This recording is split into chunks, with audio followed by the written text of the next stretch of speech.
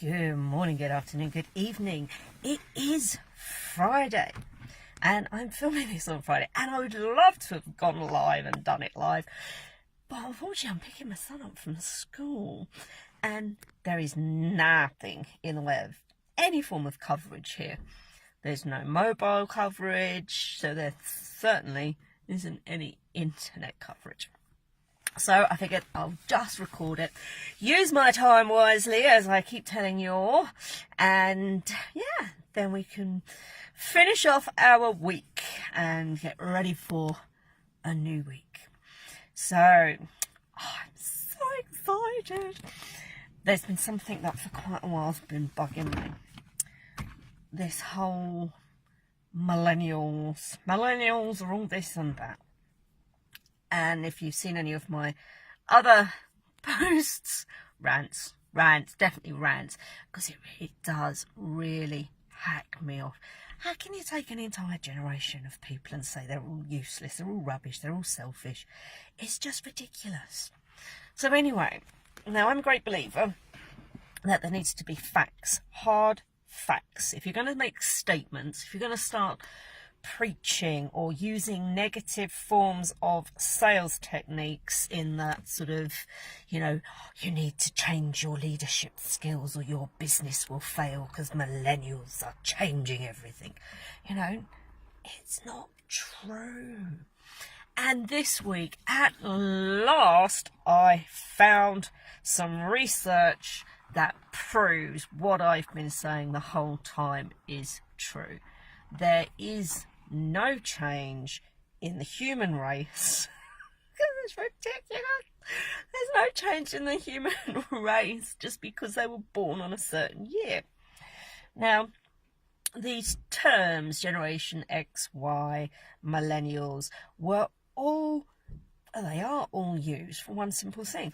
If government is putting together policies and working out what they need, rather than keep documenting a group of people born in a certain period of time, they just give it a name. That's all it's for, is research from universities and from government-based policies. That's where these names come from, and that's all they are used for. It just saves them from having to write anyone born between the year of 1984.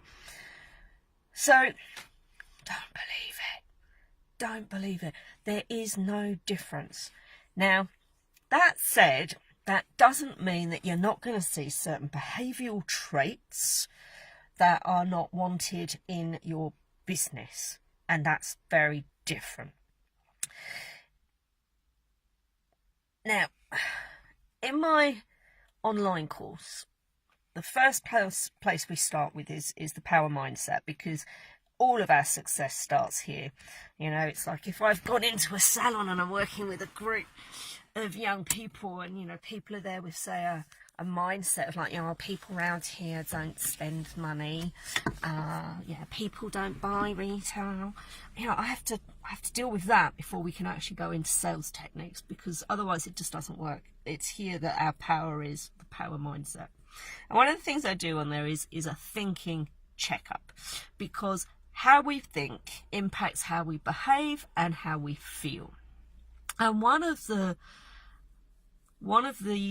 habits that we can get into is labeling, which is why, to me, from a business point of view, as a salon owner, labeling team members in any way can be really detrimental to business, purely and simply because of how this works. If we start going, these millennials, these millennials are driving me crazy, what happens in our brain is it impacts, I call it memory markers, and we link memories with emotions. So if we're seeing someone do something we don't like and then we add a label to that person, it impacts then how we see that person in future, which can lead to being highly agitated, frustrated, angry, annoyed, disappointed if we're seeing something that we don't like. So don't label people, please. She's not lazy. It's the behaviour we don't like. We deal with that behaviour. So I will put some links or some pieces of information about the research that I found. But the research in brief is a research project that's been going on for nearly 40 years. It has over 4 million people involved in the research project, and part of the research has been to speak with people at the age of 18 and find out about what their work ethics were, what their aspirations were, their thinking processes. And the basics that they found from that research is there is only a slight difference between the thinking processes, the aspirations, wants, work ethics from the baby boomers all the way up past generation X.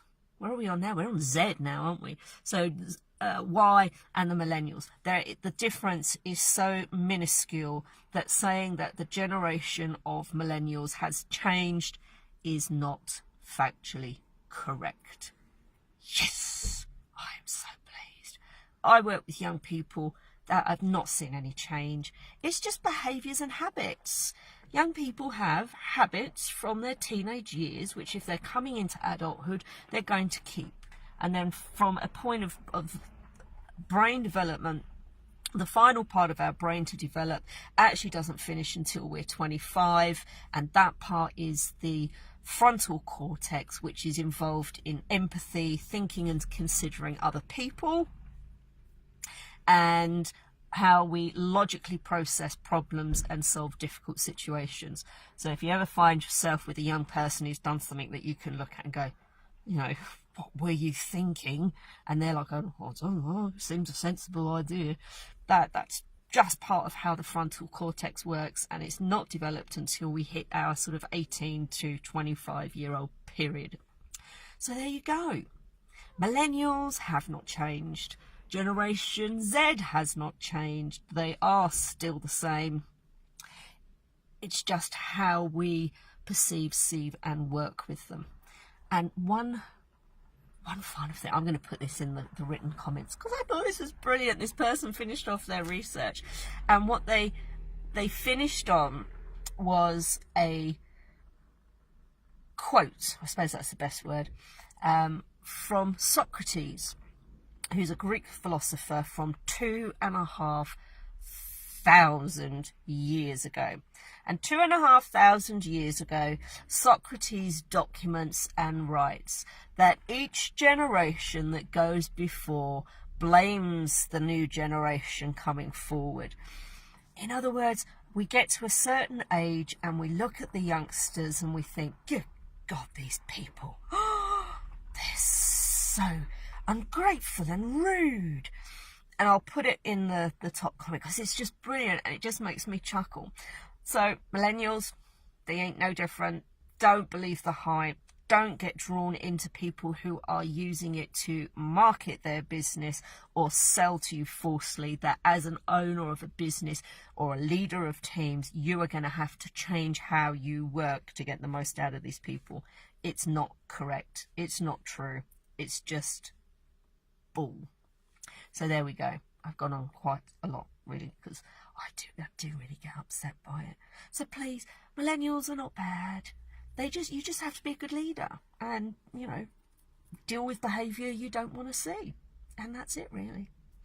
Have a fabulous weekend. I hope if you're in the salon tomorrow that you are jam-packed and you have a fabulous and fun day.